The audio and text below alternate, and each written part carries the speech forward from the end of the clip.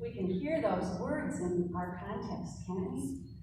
Sometimes when we go around for our prayers, there are such losses, and as well as the celebrations. But it's important every now and then to stop and talk about the losses. Topic of today's sermon is lamentation. How many of you have used that word in the last week? Or even know what it means? But I'm guessing that even if you don't, it's not a word you use a lot. It's something you've experienced in your lifetime. It's not one of our fruits of the Spirit. Every month we celebrate another fruit of the Spirit. Lamentation isn't one of them. This month is humility, but sometimes we have to go through the lamentation before we can get to the place of humility, before we can let go of I love what Tanya said about accept the things we cannot change. Until we accept the things we cannot change and really trust in God to bear us up and to hold us for that. Aside from being a book in the Bible, what is lamentation? Well, it's an expression of sorrow, mourning, or regret. I asked Bob if he would read the scripture today and moan, and he said he would do both. I didn't hear the moan.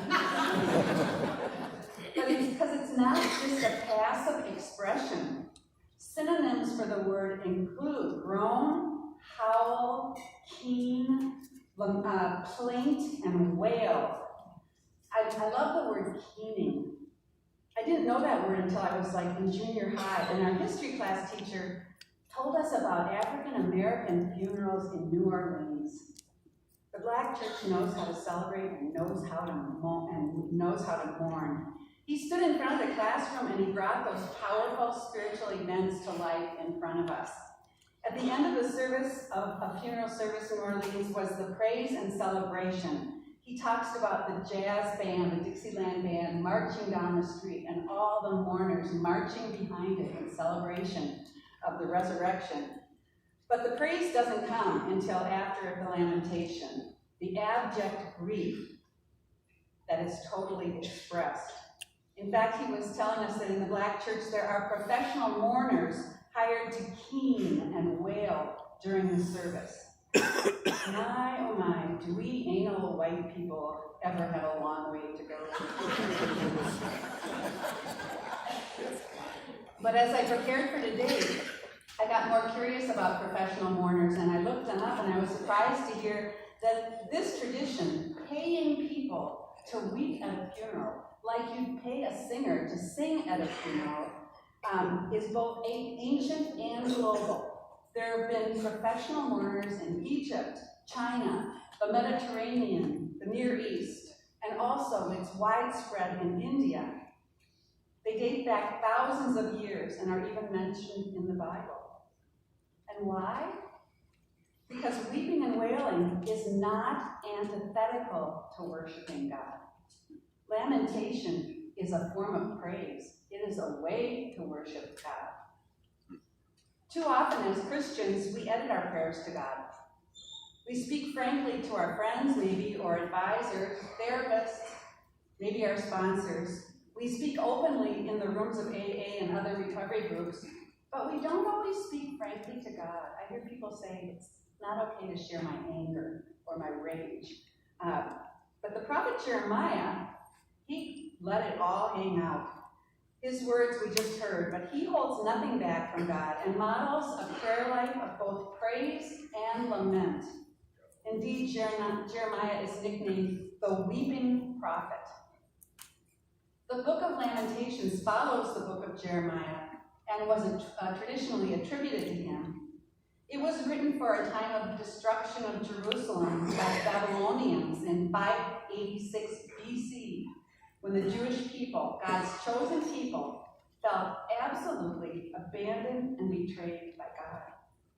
Because sometimes people of faith feel abandoned and betrayed by God. Jeremiah is preaching from personal experience, an experience that too many of you can surely speak from. Terrible things happen to people we love, especially people with this disease. But everyone. Tragedy strikes wonderful, loving human beings. People die too soon, and in spite of our prayers, why has God abandoned them? Why does God seem to abandon us? This is not an easy or even a hard answer for this question, but there is comfort.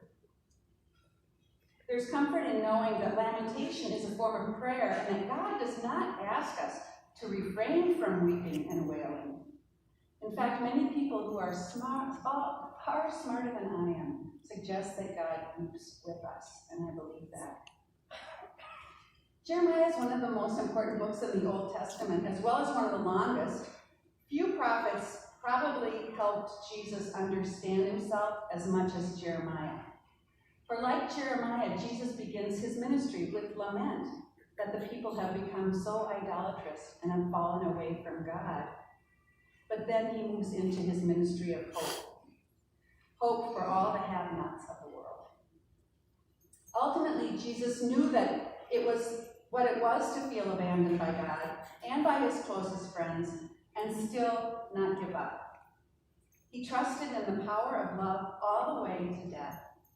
But that story didn't end there.